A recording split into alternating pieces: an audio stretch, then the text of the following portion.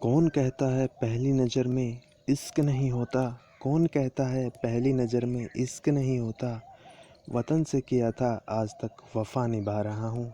वतन से किया था आज तक वफ़ा निभा रहा हूँ। तो हेलो एवरीवन, कैसे हो आप सभी। आई थिंक सभी अच्छे होंगे, अच्छे से घर पे पढ़ाई कर रहे होंगे। तो स्टूडेंट, जैसे कि मैंने आपको कल एयरफोर्स के एग्ज़ाम के रिलेटेड वीडियो बनाई थी, उसमें बहुत अच्छी आपका रेस्पॉन्स रहा। और उसमें मैंने आपको बताया था कि जो भी आपकी क्लासेस हैं इंग्लिश की वोकेबलरी, एक बात आपको बताना चाहूँगा, वोकेबलरी इंग्लिश की है वो मेन इंपॉर्टेंट आपका जो रोल अदा करती है आपके एग्ज़ाम में।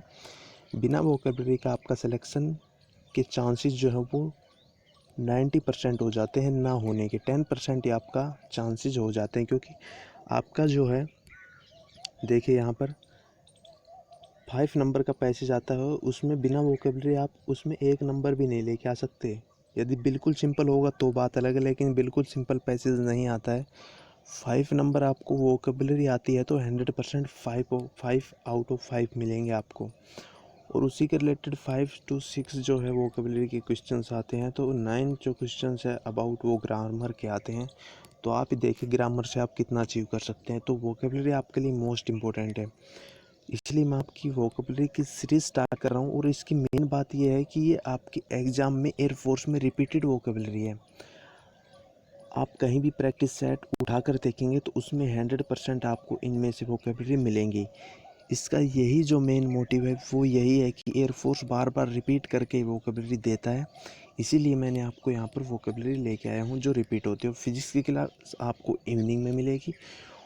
डेली का रूटीन है इंग्लिश सुबह अबाउट 6:30 के लगभग, और शाम को जो आपकी फिजिक्स की क्लास आपको इसी चैनल पर मिलेगी। तो चैनल को सब्सक्राइब कर लीजिए, बेल आइकन को प्रेस कर लीजिए। तो चलिए आपका आज का वोकेबलरी का जो क्लास है वो स्टार्ट करते हैं। देखिए यहाँ पर वर्ड जो यहाँ पर है वो है डाउटलेस। डाउटलेस का मतलब जो होता है, हिंदी मीनिंग जो होता है वो होता है ना डरने वाला या निडर।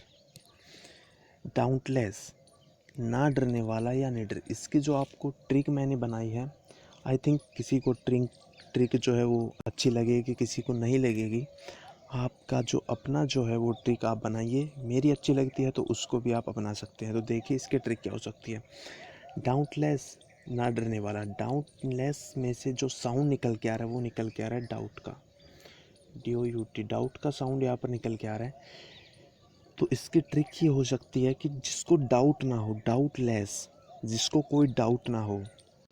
जिसको कोई डाउट होगा वो डरा हुआ होगा, भयभीत होगा। लेकिन जिसको कोई डाउट नहीं होगा, डाउटलेस होगा, वो निडर होगा, ना डरने वाला होगा। तो आई थिंक यहाँ से आपको ये वर्ड याद हो गया होगा, डाउटलेस। जब भी आपको डाउट वर्ड आएगा तो आपके माइंड में तभी क्लिक करेगा, हाँ सर ने डाउटलेस, ना डरने वाला, निडर बताया था कुछ, तो आपको 100% ये वर्ड याद आ जाएगा। चलिए नेक्स्ट पे। नेक्स्ट है यहाँ पर बोल्ड। इसका जो हिंदी मीनिंग होता है वो होता है बहादुर। ये इसका ही सिनोनियम है बोल्ड। इसकी ट्रिक मैंने जो आपकी बनाई है वो बनाई है कि क्रिकेट मैच में जो भी बॉलर जो होता है वो बैट्समैन को बोल्ड कर देता है, क्लीन बोल्ड कर देता है, वो बहुत ही बहादुर होता है। बोल्ड, क्रिकेट से आप याद करेंगे बोल्ड, बॉलर ने बोल्ड किया था तो बहुत बहादुर बॉलर था। तो आई थिंक आपको यहाँ से अच्छी से ट्रिक मिल रही होगी, या आप अपने हिसाब से खुद भी बना सकते हैं। तो बोल्ड का हिंदी मीनिंग होता है वो होता है बहादुर, और इसका सिनोनिम होता है डाउटलेस। चलिए नेक्स्ट पे। नेक्स्ट है यहाँ पर कावर्डली। इसका हिंदी मीनिंग होता है वो होता है डरपोक। जो इसकी एंटोनिम होगा वो हो जाएगा बोल्ड, और बोल्ड का एंटोनिम हो जाएगा कावर्डली। इसका मतलब होता है डरपोक। इसकी ट्रिक मैंने जो बनाई है, देखो अपना मतलब है यार याद करने का। वो ट्रिक चाहे कैसी भी हो आपको समझ में आनी चाहिए, आपको हेल्प करनी चाहिए कि आपको वर्ड याद हुआ है या नहीं। ट्रिक एग्ज़ाम में नहीं पूछी जाएगी कि आप ट्रिक बताइए क्या ट्रिक से आपने याद किया। ट्रिक का मेन मोटिव होता है आपके दिमाग में अच्छे से सिंपल वर्ड्स में वो वर्ड याद हो जाए। तो यहाँ पर ट्रिक देखिए, कावर्डली का मतलब होता है डरपोक। इसकी ट्रिक मैंने बनाई है वो बनाई है काऊ से। यहाँ पर काऊ जो होती है, जो बंदा काऊ से डर गया वो बहुत ही ज़्यादा डरपोक होता है। काऊ से जो डर गया उसे अपन कावर्डली बोलते हैं, डरपोक बोलते हैं। तो आई थिंक यहाँ से आपको अच्छे से ट्रिक समझ में आ रही होगी। और एक रिक्वेस्ट और आपसे करना चाहूँगा, इसको आप नोट और करते चलिए। आपको एग्ज़ाम से पहले मैं अबाउट 200 वर्ड्स करवा दूंगा, जो आपके एग्ज़ाम में 100% मैं बोल रहा हूँ, दावा करके बोल रहा हूँ कि इसी में से क्वेश्चंस फंसेंगे आपके एयरफोर्स के एग्ज़ाम में, नेवी के एग्ज़ाम में। तो इनको नोट्स करते चलिए आप। चलिए नेक्स्ट पे। नेक्स्ट है सिली, बोझो एंड लूनेटिक। इस सभी का मीनिंग जो होता है वो होता है पागल। सिली, बोझो, लूनेटिक, इसका मीनिंग जो होता है वो होता है पागल। इसमें मेन वर्ड जो पूछा जाता है लूनेटिक। लूनेटिक की ट्रिक मैं आपको देना चाहूँगा। Lunatic, LUNATIC। इसकी ट्रिक आप देखिए। लू, LU, लू। लू जो होती हैं वो समर्स में चलती हैं, तेज हवाएं जो गर्म होती हैं। जो बंदा लू में बाहर घूमता है वो लूनेटिक होता है। याद करेंगे आप। जो बंदा लू में बाहर घूमता है वो लूनेटिक होता है, यानी कि पागल होता है। और इसके सिनोनिम होंगे सीली और बोझो। चलिए नेक्स्ट पे। नेक्स्ट है यहाँ पर प्रीपोस्टेरस या एब्सर्ब। प्रीपोस्टेरस या एब्सर्ब, इसका जो हिंदी मीनिंग होता है वो होता है खराब दिखने वाला या भद्दा। प्रीपोस्टेरस या एब्सर्ब, इसका मीनिंग जो होता है खराब दिखने वाला। ये मोस्ट इंपॉर्टेंट वर्ड है, आपके एग्जाम में रिपीटेड है। प्रीपोस्टेरस, इस पे इम्पोर्टेंट आप लगा लीजिएगा। इसकी ट्रिक मैंने आप पर छोड़ दी है। जो आपको बेस्ट ट्रिक लगे वो बताइए और कमेंट बॉक्स में कमेंट भी करिएगा। चलिए नेक्स्ट।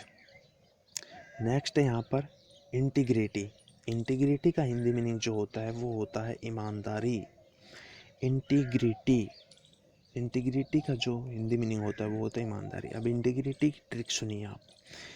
इंटीग्रिटी का साउंड जो जा रहा है वो जा रहा है इंटीग्रेट पर। इंटीग्रेट या इंटीग्रेशन जो आपके मैथ में होता है, इसका मीनिंग जो होता है वो होता है जोड़ना। आप सभी को पता होगा इंटीग्रेशन का मीनिंग जो होता है हिंदी वो होता है जोड़ना। तो यहाँ पर इंटीग्रेट, इंटीग्रेट का साउंड कर रहा है, तो इंटीग्रेट मैंने जोड़ना। जो बंदा अच्छे से जोड़ेगा यानी कि ईमानदारी से जोड़ेगा उसे अपन बोलते हैं इंटीग्रिटी। जो अच्छे से जोड़ेगा उसे बोलते हैं ईमानदार या इंटीग्रिटी। आई थिंक क्लियर होगा। चलिए नेक्स्ट पर। नेक्स्ट यहाँ पर है अल्टीरियर। अल्टीरियर और हाइड, इसका मीनिंग जो होता है वो होता है गुप्त या कंसिल। इसका एक सिनोनिम और होता है कंसिल। अल्टीरियर और हाइड, इसकी ट्रिक देने की आई थिंक ज़रूरत नहीं होगी, सिंपल वर्ड है, यूज भी होता रहता है। अल्टीरियर और हाइड, इसका जो मीनिंग होता है वो होता है हाइड, गुप्त, या कंसील भी इसका सिनोनिम होता है। और अल्टीरियर के साथ जो आपकी एक प्रीपोजिशन आती है वो कई बार एग्जाम्स में पूछा जाता है अल्टीरियर वर्ड। इसके बाद अपन टू प्रीपोजिशन का यूज करते हैं, नोट करते चलिएगा। नेक्स्ट है आपके पास इर्रेस्पेक्टिव। इर्रेस्पेक्टिव का जो हिंदी मीनिंग होता है जिसको फिक्र ना होना। इर्रेस्पेक्टिव का हिंदी मीनिंग होता है बेफिक्रा या जिसको कोई फिक्र ना हो। इसके ट्रिक सुनिएगा। इरेस्पेक्टिव, जो किसी की रेस्पेक्ट नहीं करता है। जो बंदा रेस्पेक्ट करेगा उसको थोड़ी फिक्र होगी यार उसकी। जो बंदा किसी की रेस्पेक्ट ही नहीं करता है उसको उसकी कोई फिक्र नहीं होगी। तो आई थिंक यहाँ से आप याद कर सकते हैं इरेस्पेक्टिव का जो हिंदी मीनिंग होगा वो होगा बेफिक्रा है जिसको फिक्र ना हो। जो किसी की रेस्पेक्ट ना करता हो उसे किसी की कोई फिक्र नहीं होती है, उसे अपन इरेस्पेक्टिव बोलते हैं। याद करते चलिएगा इनको। चलिएगा नेक्स्ट। नेक्स्ट नाइन्थ है आपके पास एफिलिएशन। एफिलिएशन का हिंदी मीनिंग होता है वो होता है जुड़ाव या लगाव। एफिलिएशन, एफिलिएशन का हिंदी मीनिंग होता है वो होता है जुड़ाव या लगाव।